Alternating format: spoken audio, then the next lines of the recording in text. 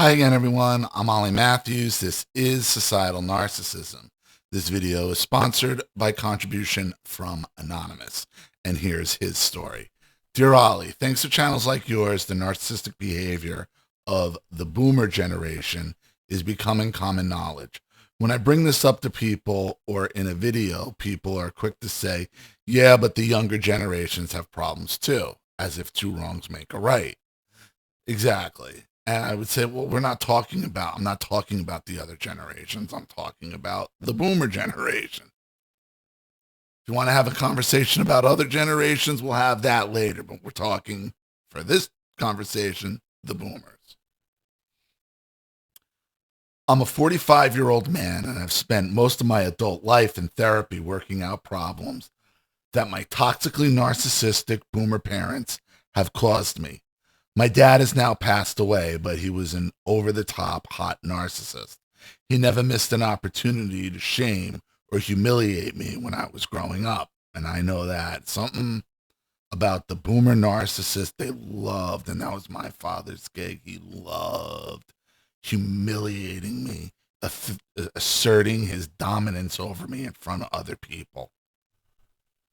Oh, it's such a sign of a weak man, of a weak, feckless loser. Poor excuse of a man. He'd always find a woman, my mom and four other wives after her, that would work a regular job so he could stay home and work on his brilliant business ideas. All he had to do was convince them he was on the verge of making millions of dollars, and therefore it was in their best interest to let him sit at home while they worked and provided him with a stable place to live. He did make money occasionally, but he would always spend it all on a new girlfriend or on car collections. When my dad was diagnosed with cancer, he felt that he knew more than his doctors, dismissed all the scans and tests that would have prolonged his life, and went from diagnosis to deceased within 6 months. Consider yourself lucky. Consider yourself lucky that he didn't draw it out. You know, of course he doesn't. Of course he wants to think he's smarter than the doctors, or he knows better than the doctors, or whatever reason he had. Let him. If they wanna go out and they make it easier on you to let them.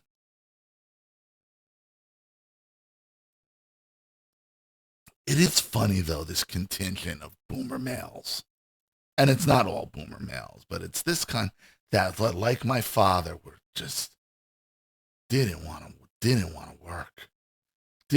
work and had no problem living off women and like not providing anything, like just reptilian. My mom is the quintessential smothering Lapido mother who did everything she could to run my life and checkmate my development into an independent adult at every turn. She's not in her I'm supposed to say now. She's now in her mid 70s and uses crying and the poor me routine to get her way to try to cry on other people's shoulders. I can no longer spend holidays with her because she is the master at using red letter days to seek negative emotional attention through planned self-pity, premeditated crying sessions, and the like.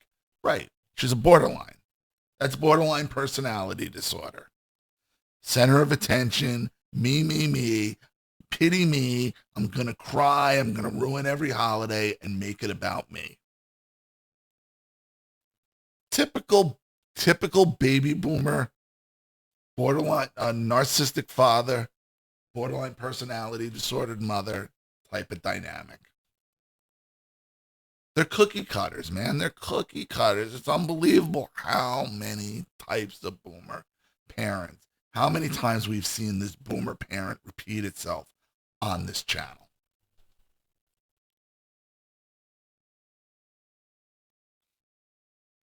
Of course, with all narcissistic boomers, there's no talking to her about any of this or how it affect or how it it affects me. It has taken my entire adult life to recover from this and get my life to a place where I'm happy. I moved from the state where I was raised, so neither parent has close access to that, had close access to me. I'm now a homeowner engaged to a wonderful woman. It was very, excuse me, it was very disheartening for me to now inherit a bunch of in-laws on her family's side that are, you guessed it, a crowd of narcissistic boomers. My to-be father-in-law is a raging alcoholic who acts out, yells at people, and gets belligerent. He has the entire family trained to put their heads down and not say anything, otherwise enable this behavior. Worse than this is how it affects me that in the eyes of the boomer narcissist, you never grow up in their eyes, and that is true. Listen, my man, you're like me, Gen X raised by boomers. You were held to an adult standard as a child and never allowed to grow up. You were treated as you were 30, you were treated as you were 40 at 10, and then the second you hit 20, you were treated back as you were 10, and you now at 40, you're still treated as you're 10. It's unbelievable.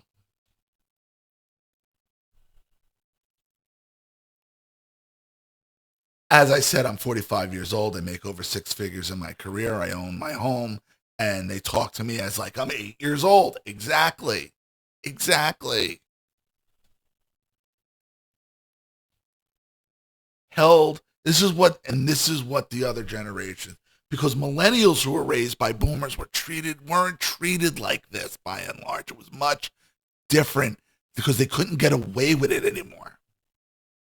They couldn't get away with it anymore by the time they started having the millennials, because we're such a weird niche generation. When I was 10, when we were 10, 12, 15, there used to have to be commercials on TV. It's 9 o'clock. It's 10 o'clock. Do you know where your children are? Just to like say, hey, boomer. Hey, boomer, you threw your kid out on the street when the sun rose. Maybe you have any idea? Where are they? It wasn't like that for millennials, because at that point there was, you get arrested. Not for us. That's why people just don't, unless you're Janet, they don't understand us. So at 10 years old, you're out on the street, you're running around for 14 hours, nobody bothering, nobody telling you, nobody around to make making whatever decision you want. There weren't nobody to be found. It wasn't until you got older, then they wanted to start making decisions in your life.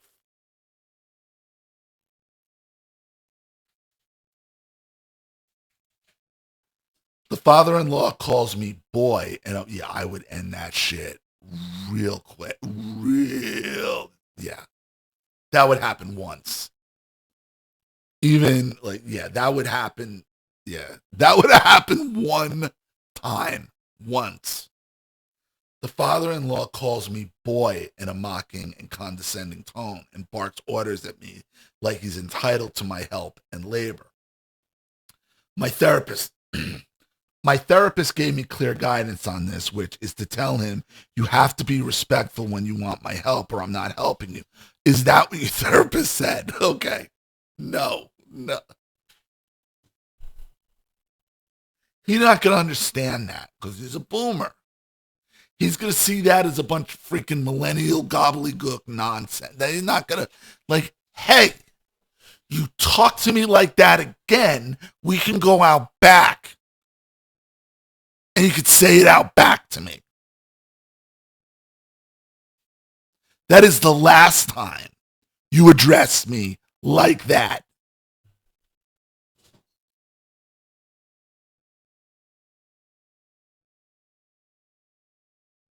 If you get belligerent or holler orders at me, I'm walking out of your house. That has been very challenging to work through in my relationship as well. Going no contact really isn't an option because my fiance is close with her family, so it puts me in an awkward spot. Happy to hear your feedback. Best wishes to you. Anonymous. Anonymous. I don't want to be the one to have to say here, run. You've been through this with your own family. You know what the animal is. If your fiance isn't even willing to face that, then what are you asking yourself? What are you setting yourself up for in life? No, no, no, no, no, no. No wife should want to see her husband spoken to like that. Like,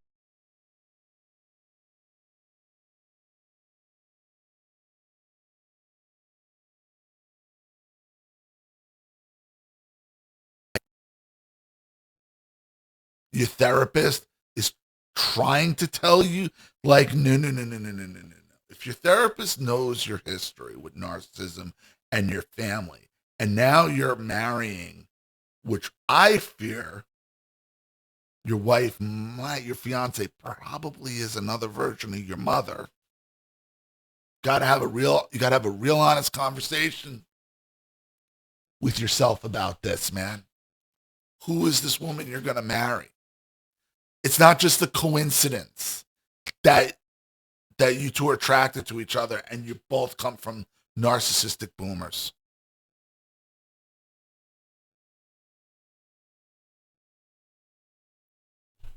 It's not going to work, just like it's not working with your mother. It's not going to work with her side of the family and the father. It's a power move. He's talking to you like that because he's trying to dominate you. And he's telling you that I'm in charge of your life. I'm always going to be the number one man in my daughter's life.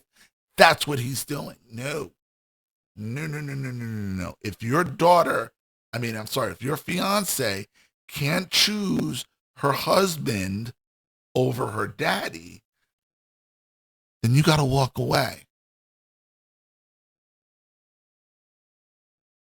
And not necessarily, I'm not saying you got to demand that she goes no contact and never talks to her father again, but the entire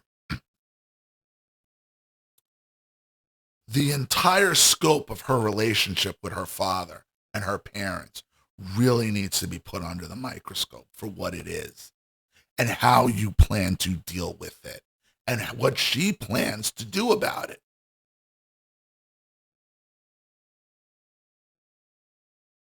Because the person who should have been the first one to stand up to her father was her. Don't talk to him like that. Don't talk to my fiance like that. He's helping you. Don't talk to him like that. That would have put him on notice of where he is, of where he stands. She's the one who's putting you on this uneven ground. Why? Because she's not defending you. And you're saying no contact isn't an option because she's too close. Well, dude, I'm telling you, you're setting yourself up for a life of misery here. This is red flag city.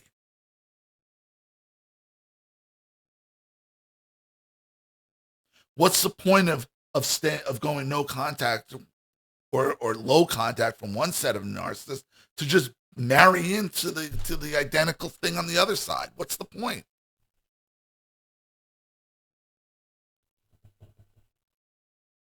Really, you need to take a real step back and analyze who this girl is you're going to marry.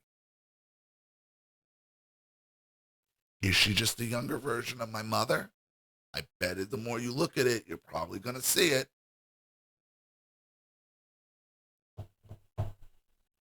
And if she's not, why is she siding with her father? Why is she allowing her father to disrespect you? She's the one putting you in this position. Because if she never steps up and says anything, he's never going to respect you if he doesn't fear you. Because he doesn't have to. Why should he? If she's not going to say anything.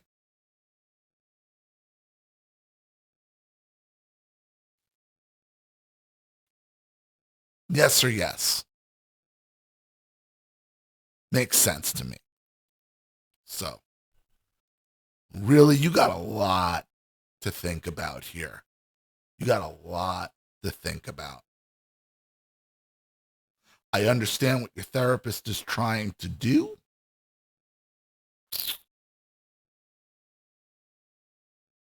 Mm-mm. Ooh, boy. Hey, boy. Oh, really? Oh, really? And she allowed that. And she allowed that. Tells you everything you need to know, my man. Tells you everything.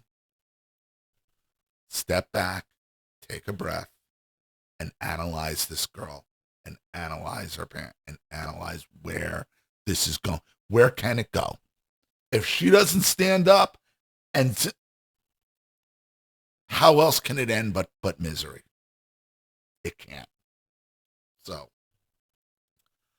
I hope that helps. Thank you so much for your contribution and your story. I really appreciate it. Thank you to everybody watching. Please leave any opinions or advice in the comment section below. And again, if you want your story read on the channel, you have a topic you'd like me to cover, something you'd like to expose, you'd like to set up a Skype, a phone call, have a private video made, you'd like to sponsor a video like this for someone who needs help and can't afford it, or just make a contribution to the channel in general to keep it supported, growing, and successful, because this channel survives 100% on contributions from all of you. Without you guys, all this goes away. So if you like what you see here and you want to see more videos like this, you know what to do with either the Cash App, Zelle, PayPal, and email links in the description box below. Also, please like and share this video wherever you can. Subscribe to my channel if you haven't, and be sure to click the subscription bell to be notified of all my video uploads. Also, be sure to subscribe to both my channels on Rumble. Be sure to follow me on X and Telegram as well. I'm Ollie Matthews. This has been Societal Narcissism. Take care, everyone.